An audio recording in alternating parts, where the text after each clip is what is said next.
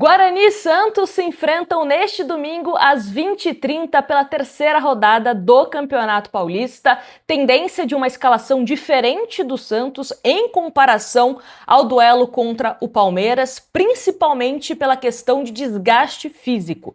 Vamos falar mais sobre isso, sobre os desfalques do Santos, algumas novidades também que podem aparecer principalmente na segunda etapa. E claro, o contexto do nosso adversário, da equipe do Guarani, que nesse momento é o penúltimo colocado com apenas um pontinho conquistado. Lembrando que os dois piores times da classificação geral são rebaixados, os 8 melhores avançam para a fase de mata-mata.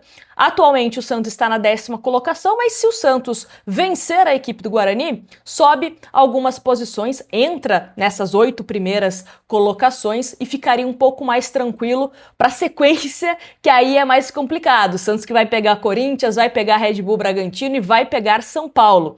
E no meio de um jogo de Red Bull Bragantino e São Paulo, o Santos tem a estreia no Campeonato Brasileiro. Tudo isso ainda em janeiro. Então, por isso que o contexto desgaste físico, o Santos está levando bastante a sério. Então, vamos trazer aqui quais são os jogadores que podem ser preservados para esse confronto. E logo de cara, já falo sobre a ausência de Gabigol. Gabigol, que não foi titular no clássico contra o Palmeiras por conta de uma tendinite, entrou alguns minutos na segunda etapa, mas foi visível que era um Gabigol que estava diferente da estreia contra o Novo Horizontino, o qual ele faz 2 gols, né? Um que estava impedido, mas era uma movimentação do Gabigol completamente diferente. Então o Santos, o departamento médico, conversou com o jogador e optaram por sequer relacionar Gabriel Barbosa. A tendência é que o Gabigol volte a ficar à disposição e principalmente volte a ser titular na partida contra o Corinthians, que vai ser disputada na Vila Belmiro, inclusive ingressos à disposição. Mas vamos aqui aos desfalques do Santos.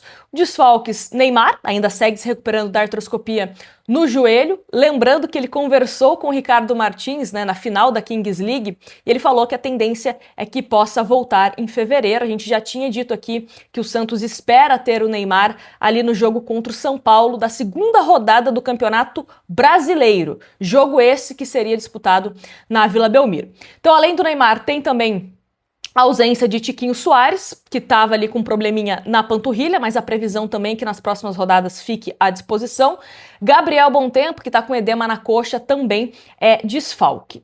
Agora, falando de novidades, o Peixe pode ter para a segunda etapa, por exemplo, o Matheus Xavier, que o Santos foi eliminado, infelizmente, na Copa São Paulo pelo Cruzeiro, mas Matheus Xavier deve ser mais observado pelo técnico Vojvoda e pode ser uma opção para segundo tempo. Também podemos ter a estreia de Gabriel Menino, muito bem cotado para ser titular. Mas vamos aguardar para ver, né, quando sair a escalação, se de fato ele começa entre os 11 ou se ele pode entrar na segunda etapa. Pelas informações, né, conversando com algumas pessoas de dentro do Santos, existe essa grande possibilidade dele estrear pelo Santos neste domingo. E aí, temos algumas dúvidas, como eu falei, em relação a desgaste físico, e é uma preocupação do Santos de não querer estourar jogador para a sequência do Campeonato Paulista e também para o Campeonato Brasileiro. Vou dar um exemplo aqui. O Palmeiras já perdeu o Andreas Pereira, um problema no ombro, inclusive foi no clássico contra o Santos. O Vitor Roque acabou sentindo o joelho, parece que não é nada sério, mas houve já esse sinal de alerta, né, na equipe palmeirense. O Santos já tem esse sinal de alerta em relação ao Gabigol, a essa tendinite. Zé Ivaldo, no clássico contra o Palmeiras, correu risco de ser poupado, o Lua Pérez jogar no lugar dele.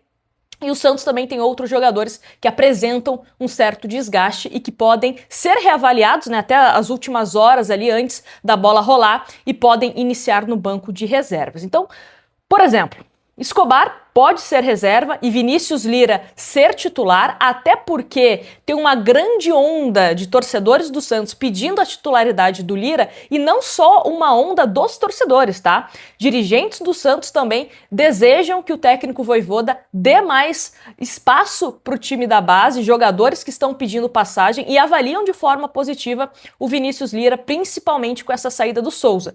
Então, não se surpreendam se Vinícius Lira iniciar entre os titulares. titulares, não só pela questão de desgaste físico do Escobar. Igor Vinícius também é um dos jogadores que vem sentindo mais esse desgaste. O Mike pode entrar no lugar do Igor. O Arão também pode ser preservado e, como eu disse, do clássico contra o Palmeiras, o Zé Ivaldo poderia ter iniciado entre os reservas. E o Lua Pérez, então, poderia ser uma opção também para esse confronto diante do Guarani. Gabigol tá fora, né? Como a gente falou, Neymar tá fora, Gabriel Bontempo tá fora, Tiquinho Soares tá fora. E aí, um provável Santos. Gabriel Brazão, Igor Vinícius ou Mike, Adonis Frias, Zé Ivaldo ou Luan Pérez, Escobar ou Vinícius Lira, meio-campo do Santos sendo formado por Arão ou João Schmidt fazendo a função de camisa 5. E por quê? Porque se o Arão não jogar, o Schmidt pode ser mais recuado e aí o Gabriel Menino entraria na vaga do João Schmidt para ser o camisa 8, tá? Pode também acontecer de jogar o Arão e o Gabriel Menino, porque o João Schmidt também é outro jogador que não está 100% fisicamente. Então tem um grande ponto de interrogação nessa dupla de volantes do Santos. Roleiser, sendo esse cara de armação do Santos, o ataque deve ser formado pelo Lautaro, Barreal e Tassiano. Miguelito é um jogador que agradou bastante o técnico Vojvoda, tá? Robinho também, no clássico contra o Palmeiras, na avaliação da comissão técnica, entrou bem, então também não estão descartados de começarem entre os titulares. Na verdade, é uma escalação, né, que tem muitas possibilidades foram testadas pelo Vojvoda, e claro, tem essa questão do desgaste físico. O Gabigol, ele treinou como titular para o jogo contra o Palmeiras, para vocês terem noção.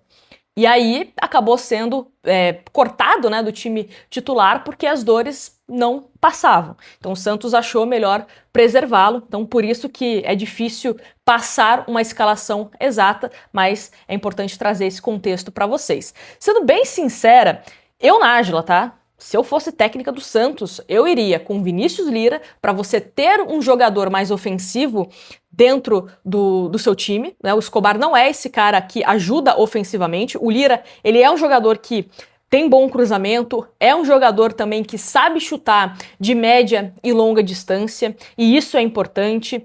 É um jogador mais ofensivo. Defensivamente, não acho que deixa a desejar. É um lateral muito equilibrado, tanto ofensivamente como defensivamente. Colocaria o Matheus Xavier, vai pra cima.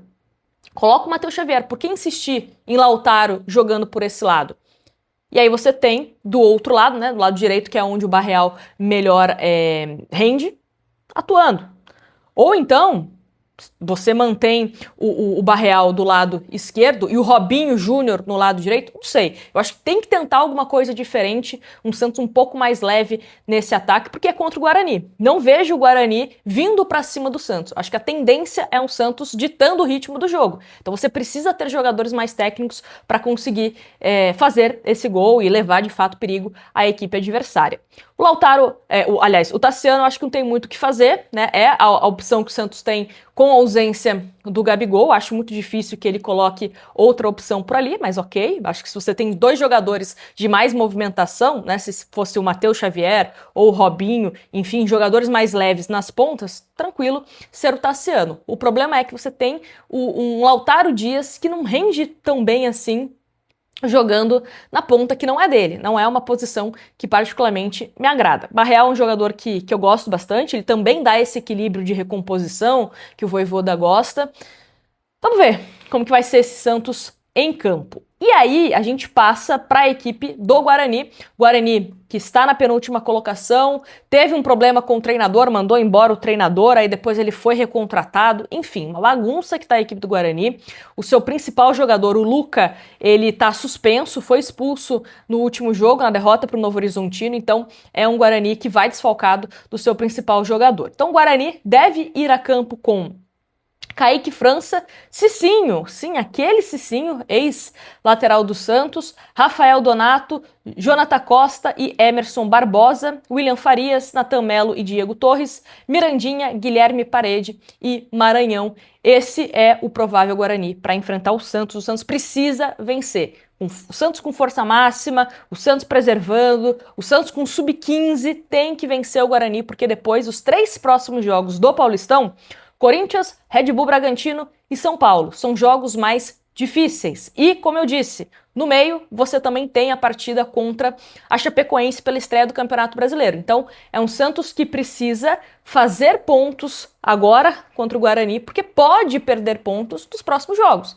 Espero que vença todos, mas pode ser que isso acabe acontecendo e aí o Santos fica mais pressionado, né, nas últimas rodadas para vencer, senão pode ficar fora da fase final do Campeonato Paulista. Mas estou com um pressentimento bom, estou com um sentimento bom de que o Santos vai conseguir vencer a equipe do Guarani. Espero que o Vojvoda consiga utilizar mais esses jogadores da base, até pra gente observá-los, porque a gente cobra tanto que esses jogadores fiquem à disposição, então tem que colocar à disposição. Se eles jogarem, tiverem uma sequência, né, também não vamos dar um veredito por conta de uma partida, mas se eles começarem a ter sequência e não desempenhar bem, beleza, a gente sana as nossas dúvidas, né? Agora, enquanto você não dá uma sequência para certos jogadores, essa sombra sempre vai assombrar o Vojvoda. E convenhamos, será que o Lira não é melhor que o Escobar? Será que o Matheus Xavier não é melhor que o Lautaro Dias? Será que não é melhor você também ter um jogador como o Miguelito sendo um pouco mais testado, até para saber se ele fica em definitivo, se ele pode ser emprestado, se ele pode ser vendido? Enfim, quero saber a opinião de vocês aqui embaixo nos comentários, me fala também o seu palpite. E não esqueça, depois da partida a gente tem aqui a nossa análise de Guarani e Santos. Espero uma vitória do Peixão. Grande abraço para vocês, vai para cima deles!